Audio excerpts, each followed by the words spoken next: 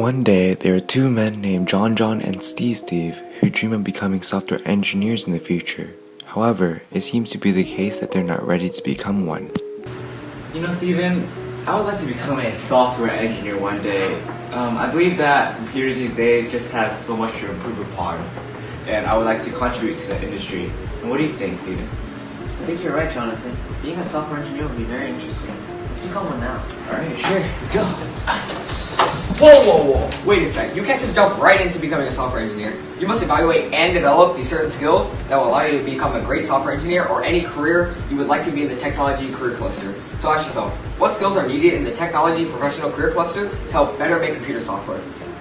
Alright, so we decided to take Professor Viton's advice and make an appointment with him. Let's go.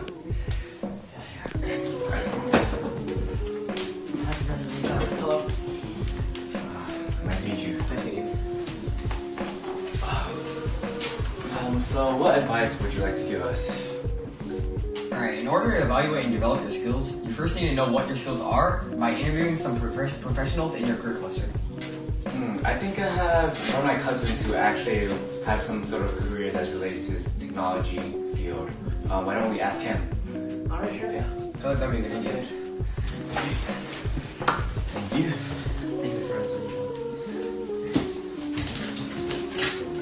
Hi Peter, here's your first question. What is your exact title? So I am a data scientist in Division of Analytics 3 and the Department of Data Infrastructure. What exactly do you do in your job? So myself and a team of scientists gather statistical data from our audience in order to find the most optimal and what to recommend them in the best algorithm and best pseudocodes ever. Oh, I see.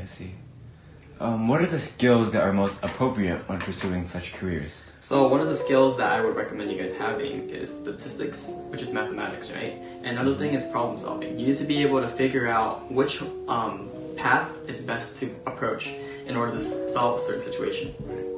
How did you develop these skills? So during my undergrad years at the university, I spent a lot of time reading and practicing my coding, and also learning a lot about how to analyze things and how to criticalize all of problem-solving skills in like short-term and best methods. Oh, I see. What exactly was your educational path?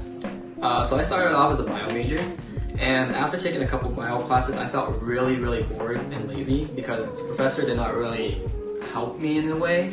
If anything, he basically read off the book, and that's something I could have done myself. And so I started taking some coding classes, and that's when I found my passion. Did you bring any skills from your other majors with you to your present career? Well, I currently double major with the computer science engineering and mathematics, so both of them correlate with one another. So I do have mathematical skills, which is statistics, and I do need coding skills in order to create algorithms. What did you find most challenging in your career? One of the most challenging things is switching jobs. The one thing that is most difficult to adapt to is maintaining someone else's code. So let's just say someone were to leave, right? And you were to take up after them. You have to be able to find out what they did, how they got to there, and what their method is to continue off from what they left off. Okay. Is there any advice you would like to give us when pursuing a technology professional career? Well, first up in technology career, you need to have a lot of passion about it. You need to understand how the interior and exterior works, how the inside of a computer works if you guys are going for computers. And if you're in engineering, you need to have good problematic solving skills, and you have to be able to think analytically, as well as have teamwork, because you will always be working with a team of 4 or more. Alright, thank you, Peter.